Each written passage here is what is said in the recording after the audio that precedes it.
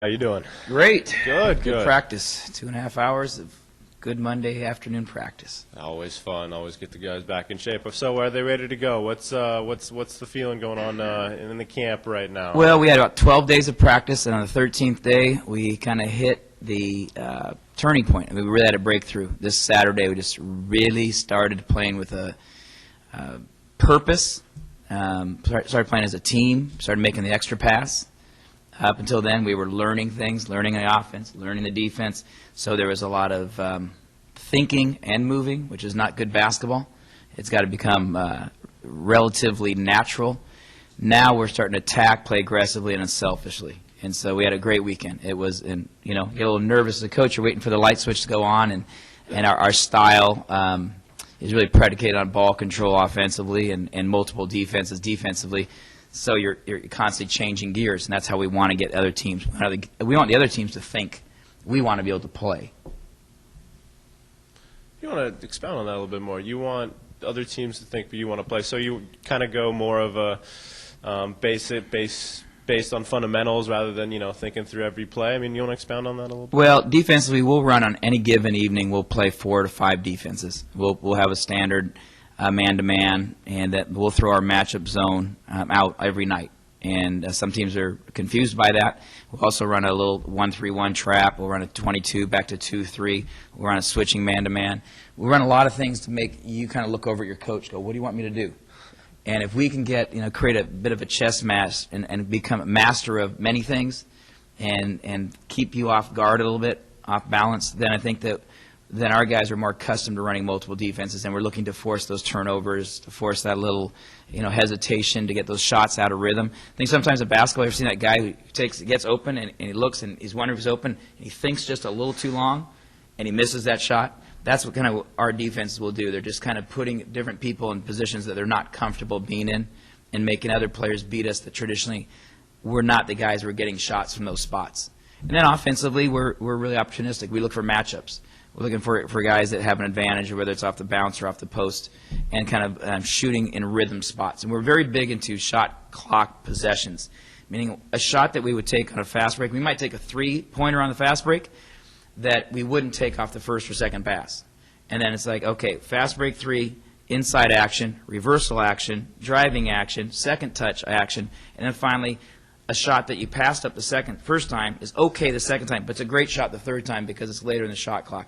We're just really teaching the difference between, early offense and middle offense and late offense, all within the 35-second shot clock. And that's been a concept that's a little bit new for our guys right now, but they grasped it the other day, and that was the most encouraging part of the week.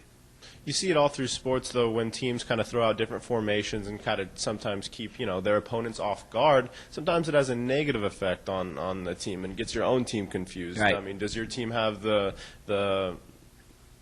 mental resiliency? Can they handle that kind of switch? And are you worried that it might confuse them a little bit? Does our team have the mental capacity? We're at Cal Poly.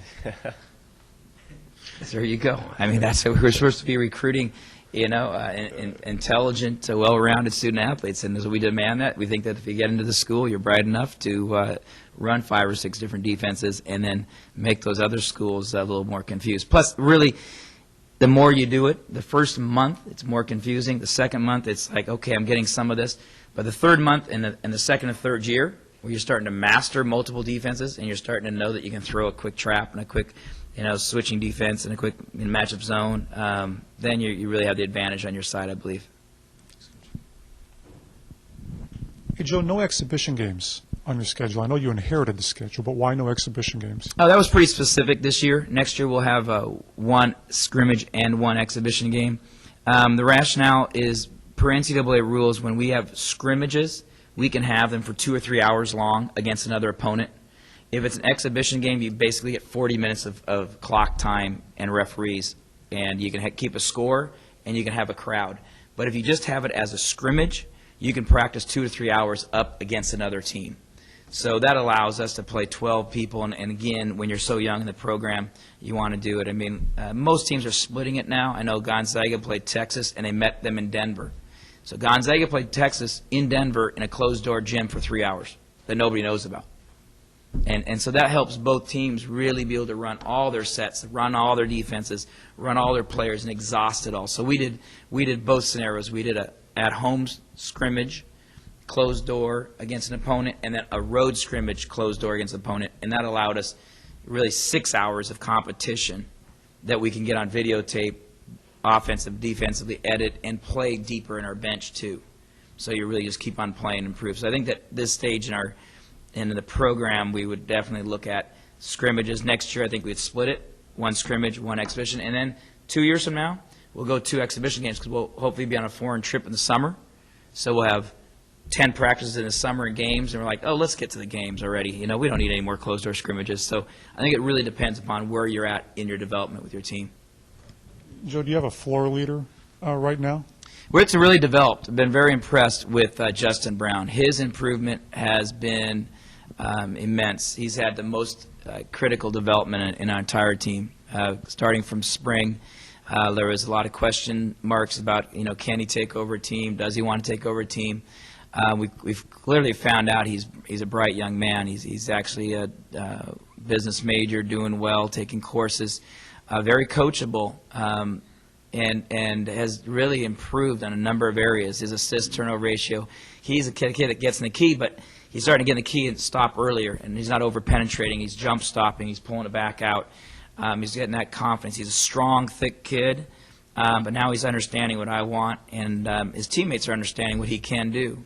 He's been really impressive at his development. Is he there right now? No, he's going to have some setbacks. He's going to, you know, like anybody. But anytime you hand a starting quarterback job, so to speak, to anybody, there's going to be some improvement and regression. But he's had a very, very good last 8 to 10 practices. Very, very pleased with his development. Joe, is there a position on your team that you have to have a good game out of one of your 5 players out there, particular position, to be successful? No, actually, we kind of thought this year, based upon our scrimmages that we ran and the evaluation, that what we've got to have is probably pretty good game out of three or four out of the 6 guys that could score. You know, we probably need to have 3 or 4 guys get double figure points. And so we're not really on a star system. We've got to be a good team. I mean, we've got to be a real good team. So let's be very honest about that. I don't think that we have a go-to 15 or 20-point guy. I think that we have 5 or 6 guys that can get us 8 to 18, depending upon where the opportunity is. And if we're going to play the way that we want to play, you got to be able to make that extra pass and take care of the ball and not worry about getting mine. Let's get ours. You know, we got to worry really about becoming a better team, and I think that's what our concentration has been. Is we got to try to get away from my turn or you're the key guy that gets us baskets. We really think that our team has got a pretty even flow of different bodies have stepped up. David Hansen has really stepped up. Will Taylor and Will Donahue, both the inside kids, any one of them can have double-figure points for us because they're grinders and they're rebounders. So we're seeing a couple different. Charles Anderson had been out for quite a while with a little injury. He's come out and he'd be able to knock down a couple shots for us that way. So we hope we have 4 or 5 guys that can contribute on a nightly basis. You just mentioned Charles or injuries. Are you not 100%, but how healthy are you going We're into USF? good. We're actually good, you know. Knock on that wood. But we've been able to avoid any major. We had a couple tweaks, bangs, bumps, bruises, where a guy might miss a day, get poked in the eye, get stitches in the forehead, that type of stuff. But we've been pretty consistent and persistent with it, and I think that we've got enough arsenal out there that if we could keep everybody healthy, we'll continue to develop for that first month. As you've seen, that schedule's a bit daunting. You take 5 on the road to start it off with, but if you take a look at men's soccer program, really, I mean, they took some lumps early on, had a very difficult schedule, and popping right back into the tournament right now.